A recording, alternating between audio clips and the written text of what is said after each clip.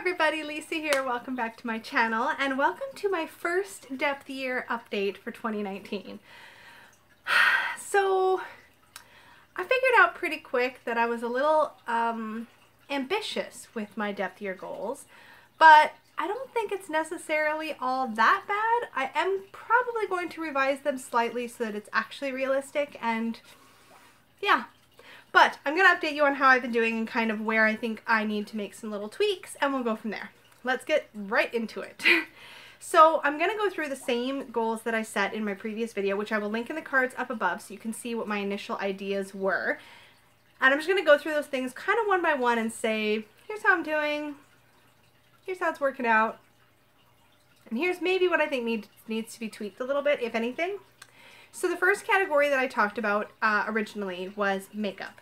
So I did set a goal that I wanted to do a big declutter of all of my makeup and skincare, which I did do.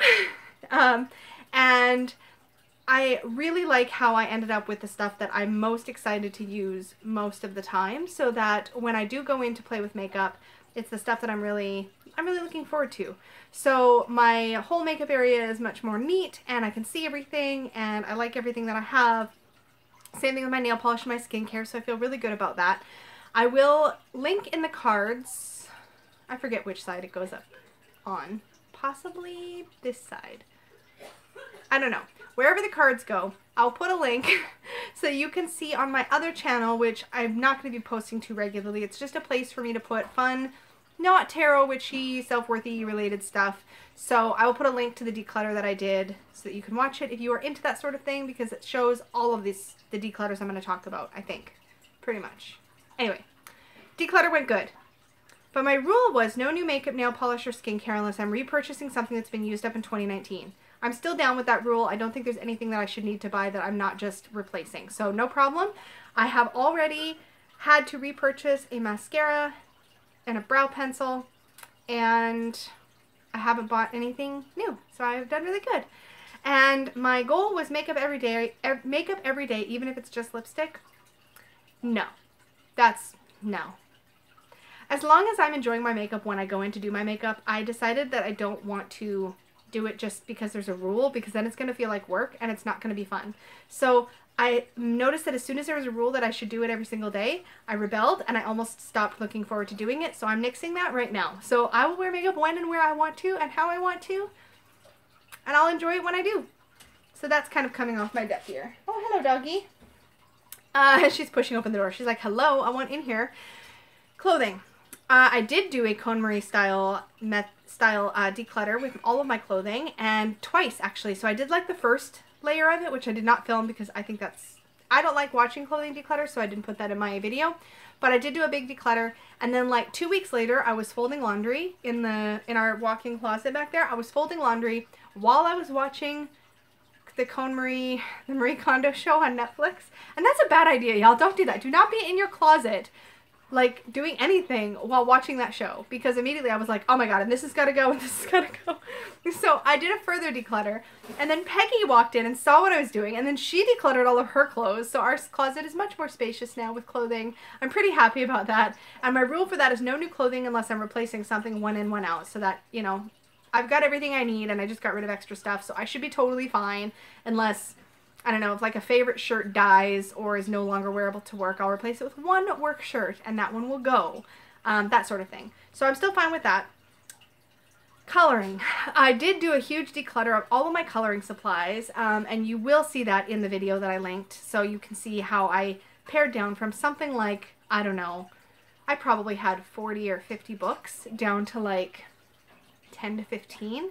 But they're the ones that I'm really excited to use, and the other ones were just like little guilt books on my shelf. So those all went, and it actually turned out to be a really cool thing because I managed to connect with a local women's shelter, and they came and picked them all up, and they were really excited because they'd been looking for that for a program that they had, and it made me feel really good to be able to pass things along that way. So it was a neat connection, and now I have them as a resource if there's other things that I can pass along to them. So that was really cool. Games and toys. Toys, yes, you'll see that in the declutter. Games, there was some, which is good for me. I got rid of games I've had for 25 years that I just don't play. But I think there's probably about 10 games. I'm still a board game like nerd, so I mean, I got rid of stuff that like Skip-Bo that I never play, or Phase 10. Because I play fun, like really unique games, and those just weren't it, so I got rid of those. No new games. I think I'm fine with that. I don't think I'm going to struggle with that rule at all this year. I have not yet, it's only January 18th, I haven't yet managed to prioritize family game time, but I'm not worried about it. I think trying to do that, I think my original goal was 2 times a month. Realistically, I'm probably going to try for like once a month, and then we'll see where it goes, because I'm doing other fun things like YouTube, and yeah, I like games, but I'm not going to stress if it doesn't happen. Books. So the rule was no new nonfiction books unless or until all current nonfiction books have been read and worked through.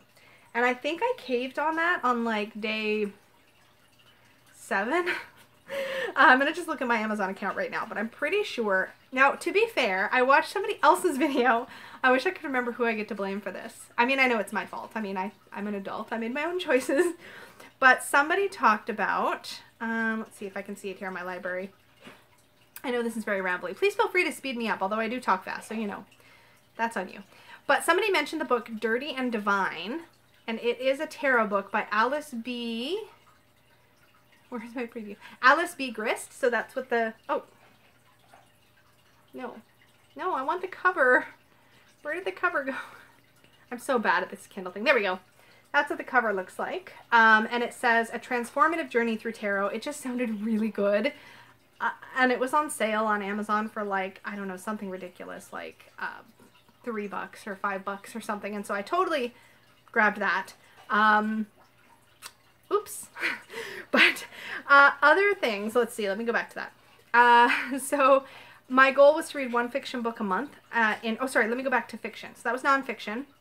Oh yeah, and then my goal was to that was it, just work through some of my current nonfiction books. I did go through my bookshelf up above there where my current like sort of tarot books are, and I have turned on their side the books that I really want to prioritize for nonfiction this year. So I'll try to work through those. That includes Tarot and Astrology by Corinne Kenner, which I've talked about before. I think that'll be fine. I'll make progress on those. But my goal was to read 1 fiction book a month, and I realized that was totally putting too much pressure. Instead, I'm focusing on getting about 30 minutes of reading in a day, most days. Without a hard and fast rule, I'm just trying to get back in the habit of reading my fiction books because I really love reading, and I abandoned that habit a long time ago, and I miss it, and I love it. So I'm currently reading the Temeraire series, which was recommended to me by a good friend, and I'm on the 2nd book in that series and getting drawn back in now that I'm getting back in the habit. So it's easier to prioritize it and remember it because I'm kind of staying in it and not forgetting what I was reading about because I'm not going weeks without reading anymore, so that's going good. But I'm not going to stress about completing a certain number of books because I realized that was just adding a weird kind of pressure. So there's that. Magic. No new crystals or magical supplies other than what is shipped to me in my Witch's Moon box. That's the rule. I didn't really do much decluttering in this section because I don't have a lot. I think I'm probably going to be mostly okay in this category because I do get some awesome stuff in my subscription box. I may or may not add can't talk. I may or may not add another subscription box at some point this year because I really love doing the unboxings and I'm really using the stuff that I get. But it would have to be the right one so that I don't get a lot of overlap of the same kinds of things. So that's something Peggy and I have chatted about as something I might be able to do at some point, but it's not now. And I don't see myself buying crystals since I do have them coming to me, but I'm also going to a tarot symposium in March. It's gonna have more than just tarot there. So like, I'm kind of giving myself a free pass for that event because I have no idea how unique kind of things are gonna be there. If it's just gonna be tarot and oracle, but I've heard there's more, so kind of giving myself a pass for that. Speaking of that, let's talk about tarot. So I'm kind of doing okay. What I've done is I've set myself up a spreadsheet, and my previous rule was basically to allow myself 1 tarot deck and 1 oracle deck per month for the year. So I've set up a spreadsheet, and I have already got my January my January tarot and my January oracle because I did pull the trigger on the Sassy Burrito earlier this month. Sassurabito is the official name, tarot, which has been lingering on my wish list for quite a long time. So I pulled the trigger on that. Partly that was my sister made me do it, but mostly it was me finally just getting off the fence. Also a little bit of Danny made me do it. So there's a bit of that there too. Thanks, Danny. But so that's my January tarot deck. And my January oracle deck, I don't think I have it yet. What did I forget? Hold on. I got this because I got spreadsheets. You guys are going to just hang with me. I know, and I'm sorry. And if you're watching this and this is super annoying, I'm sorry, but this is my real life, yo. So also while I'm looking that up, I'm just gonna have a sip of wine. I know you're watching this probably in the morning, but trust me, it is evening when I'm filming this, so we're good. My January oracle deck, drumroll, was the Animalkin Oracle. This one I stumbled on through, I will link the channel down below because I'm forgetting again. I've done this like twice in a row now in my head. I should write things down. I'm really bad for that. But it is a really lovely animal oracle. It ticks all the boxes for cardstock. It's matte. It has my ladybug and my unicorn in it, and I really love the artwork and the keywords, and it's just beautiful. I have filmed a animal deck sort of comparison and walkthrough that will be going up on my channel. I've got to get it ready to go and make sure that it's all scheduled, but that will be up on my channel, and that will compare my different animal decks and like stuff. So that's already come in, and that's great. Now here's where I'm kind of going a little bit sideways. So I'm giving myself a few loopholes here and there. So Simon at the Hermit's Cave collaborated on a deck, and I was in the chat while he was announcing this, and there was a very few limited number, I think like 20 copies of this deck that would have his like face in part of the artwork on the back. And I was like, what a cool memento of my experience here on YouTube. And Simon has been somebody who has been really welcoming and warm to me, especially in the very, very beginning here when I was nervous and just starting my channel. Such a doll, and I just really wanted to have that memorialized in a memory, and so I was like, I want the one with his face on it. And so I hit the buy button and was like, yeah, I'm giving myself a free pass on this one. And at the same time, Peggy also hit the buy button because she was in the chat and thought I was not in the chat, and so we both bought it, but I didn't end up with 2 copies. Gary, who Simon collaborated with, very nicely refunded us one of those, and then that went to somebody else, which is good because I didn't need 2 of the super uber limited decks. But because we had him refund 1 and Peggy was going to get it for me, I counted it as a gift, which I know is totally a loophole, but like, she was going to get it for me, right? It was going to be a gift, and gifts don't count against my death year. Totally. Plus, it's more of a novelty. And then, it gets better. And then, I have been searching and searching and searching for a round deck. One of the round decks that's newer to the market that was a Kickstarter, I think, was called the Accurate AF Tarot. It's a mostly black and white with some splashes of color, with some splashes of like watercolor and keywords all around. That deck is one that I've looked at off and on and considered, and I totally forgot all about it recently. And then somebody posted about it, so I went and reminded myself about it. And when I went to the website to remind myself about it, I saw that it was on a 24-hour sale. So it was at hour like 21, and I was like, I'm doing this. So I technically bought 2 decks in January, but I'm trying to be responsible, and I'm counting that as my February tarot deck. So my spreadsheet, I'll show you kind of what it looks like. So see, I have slots, January and February, and I've kind of filled them in. And then the bold ones you see here, I don't know if you can see that, they're ones that I know are coming out, or that I think I might be planning for those slots, so which is a problem because I've got like half the slots filled in with tentative decks. So I think next month my Oracle deck might be the Healers of the Earth Oracle. We will see. And then I don't have anything really slotted in for March. Oh, that's not true. I don't have a tarot deck slotted in for March, but I know for sure that I'm going to be picking up an Oracle deck at Northwest Tarot Symposium. I've kind of got one on reserve that I'll be picking up when I'm there. There's going to be other stuff, and I've kind of told myself that Northwest Tarot Symposium is so unique, and I do have a small little pile of cash set aside specifically for that event so that I can shop and not worry that that's going to mess me up. And it's still, I mean, like, it's not... Depth year's not really supposed to be about shopping goals so much as it is about like diving into your hobbies, and tarot is my hobby, and that symposium is going to be all about that. So there's going to be a haul. I mean, there just is. But I'm trying to keep my regular purchasing outside of that event semi-controlled, and I think I'm doing okay. I think that tracking it is helping me keep perspective. Perspective's a good word. But back to the rest of my depth year. Other things that I did or sort of started to do as part of my depth year was I've started to dive into this book, The Great Work, by Tiffany Lazick, and I'll be honest, I found this a little bit overwhelming to keep up with because there is journal prompts for every day. I'm currently behind by about a week, but one thing that I am really liking about these journal prompts is they're very short, and I'm using it as a way to do something else, which I don't remember if I talked about as part of my depth goals, but I wanted to improve my handwriting. And I got this really lovely glass fountain dip pen from a Witch's Moon box with some inks. And I've picked up a couple of other just like really cheap basic inks that I can practice with. And I have a special notebook that I've set aside.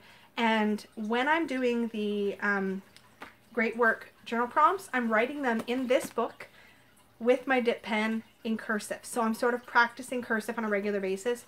I'm not pressuring myself. I kind of catch up when I want to and do a bunch of prompts all at once. I'm not really doing them every single day because it's been hard for me to get into that habit. And to be honest, reading a little bit of fiction before bed every day is more important to me for my depth year goals than this is right now. But I'm really enjoying this, and we'll see how it goes throughout the rest of the year. There's basically a small section to read for each week, and then there's prompts for that week. And so that's how I'm kind of tackling it right now. So that's going well, I think. And then for the rest of my goals, let's see, what else did I have here? I'm so sorry if this is boring. I feel like I just want to be accountable to my goals. You know what I mean? But, so the other ones I had here were to finish learning Marseille and practice it, putting it into rotation. I'm going to keep that. I'm just going to, when I get a chance to rotate into a deck, I'll use it for that week and experience it and see if I get more comfortable that way. And my quarterly deck study is going okay. I already work with exclusive decks each week, so I find that the deck that I've currently got on my quarterly study is being semi-ignored right now, which is the Spirit Keeper's Tarot. But I have been keeping the book close by and doing a little bit of reading here and there, which is really what I intended anyway, and it's only the 18th or 19th when I'm filming this, so I feel like I'm not doing too bad. So I'm going to see how that goes. It might turn out that trying to pick one deck to study over 3 months on top of my regular deck rotation isn't going to work, but we will see. I'm still open to it, and I still want to try to do it. And lastly, YouTube. My goals were to start my Self-Worth Saturday series, which if you are watching this, you probably already know that I have already started that. It's going very well, and I'm really enjoying it. So that has happened. I am doing more live readings. I just had one recently at the time I'm filming this, and that's going really well. So I feel like my YouTube goals are on track. I've got a witchy content video that I will be filming tomorrow, and I just feel like that's starting to take shape, so I'm pretty happy with that. So overall, pretty good. I think I'm finding that I need my rules to be flexible enough that I feel like I'm not restricting myself from actually going deep into the things that I love to do. Coloring. Oh, that was the other thing that I think I had wanted to make time for about an hour of coloring a week. That's kind of so-so. We're really still in the beginning of January, so we'll see how that shapes up. I have done some coloring, but I'm also not pressuring myself because it's supposed to be relaxing. So I think that is it. That is my depth year update for now. So most things are staying the same. The only real things I think I've shifted, if I review what I just said, I think the only things that really changed is the makeup. I'm not going to pressure myself to wear makeup every single day, and I'm not going to pressure myself to finish a fiction book just to read regularly. And I think those were great little shifts to make. The bit of wiggle room with my tarot decks, because I am a collector, and a collector who wants to use her stuff. I want to keep that at the forefront of my mind. If it's too much to use, then it's no good to me. But I have also been setting some decks aside. You can see a little pile that's growing right over there of decks that will be rehomed at some point. So that's also happening. But yeah, I think I feel pretty good about how it's going so far, and we're already only in January. So we will see how it shapes up. I'll try to do these updates every once in a while. I'm not going to commit to doing one every single month because I don't know that I'll have a whole lot to say. But so far I'm really enjoying just not pressuring myself to add any other hobbies to my current hobby list because I can be a hobby squirrel. I don't need to be a hobby squirrel. So that is all I have for you right now. I would love to hear if you are doing a depth year, how it's going for you so far. If you're not doing a depth year, that's totally fine. It's just this thing that managed to take off. You are not somehow missing out if you're not doing it. a lot of us just felt called to do that diving deeper thing. But if you are doing it, let me know down below how it's going. Like, have you revised any of your original goals or rules? Are there anything that you feel like, have you felt like your death gears allowed you to go deeper, or is it just adding a layer of pressure? I'd love to hear how it's going. And I will talk to you again very soon. Don't forget to like and subscribe and all that good juicy stuff. And that's it for now. Good night.